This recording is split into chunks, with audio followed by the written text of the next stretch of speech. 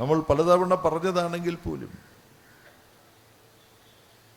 ചെയ്യാൻ ആസൂത്രണ ജനപങ്കാളിത്തം ഇതിന്റെ ഭാഗമായി ചെയ്യാൻ കഴിയുമെന്ന് ഉറപ്പുള്ള കാര്യങ്ങളാണ് ഇടതുപക്ഷ ജനാധിപത്യ മുന്നണി പദ്ധതിയായി ജനങ്ങളുടെ മുമ്പിൽ വെക്കുന്നത്.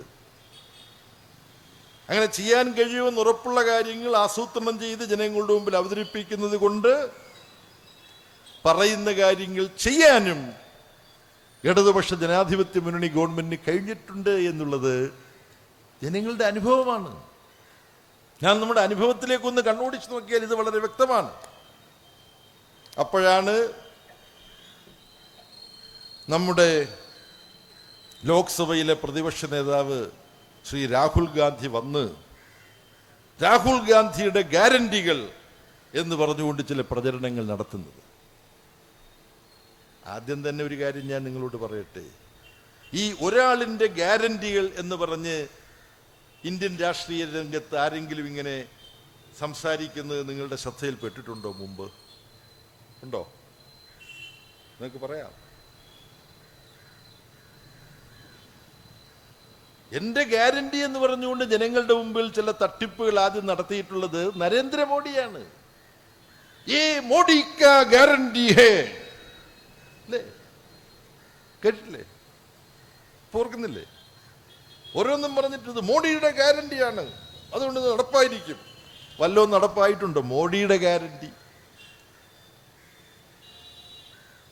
എന്തായിരുന്നു മോഡിയുടെ ഗ്യാരണ്ടികളെല്ലാം നമ്മൾ ഓർത്ത് സമയം കളയേണ്ട കാര്യമില്ല.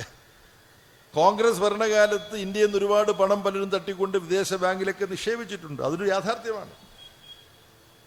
സ്വിറ്റ്സർലൻഡിലെ ബാങ്കിലുമൊക്കെ.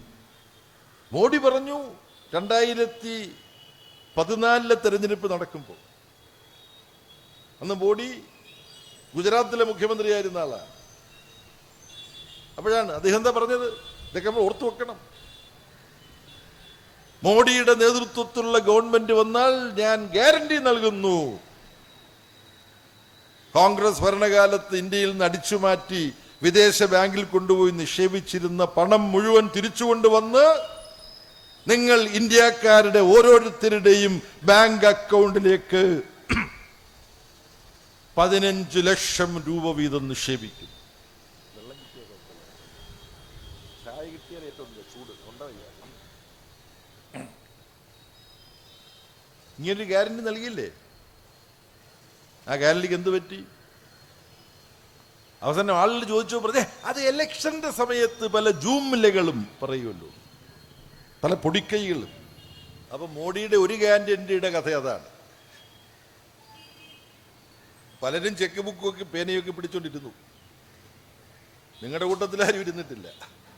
കാര്യം ഈ പൈസ വരുമ്പോഴത്തേക്ക് ഉടനെ തന്നെ ചെക്ക് എഴുതി ബാങ്കിൽ നിന്ന് വിഡ്രോ ചെയ്യാൻ വേണ്ടിയിട്ട്. 15 ലക്ഷം പോയിട്ട് 15 പൈസ പോലും വന്നില്ല. ഇപ്പൊ മിണ്ടുന്നുമില്ല അതിനെക്കുറിച്ച്, ഒരു നാണവുമില്ല. ഈ കള്ള ഗ്യാരണ്ടികൾ നൽകുന്നവർ നാണമില്ലാത്തവരാണ് എന്നുള്ള ഓർത്തോണം. അത് ഞാൻ അഡ്വാൻസ് ആയിട്ട് പറയാൻ.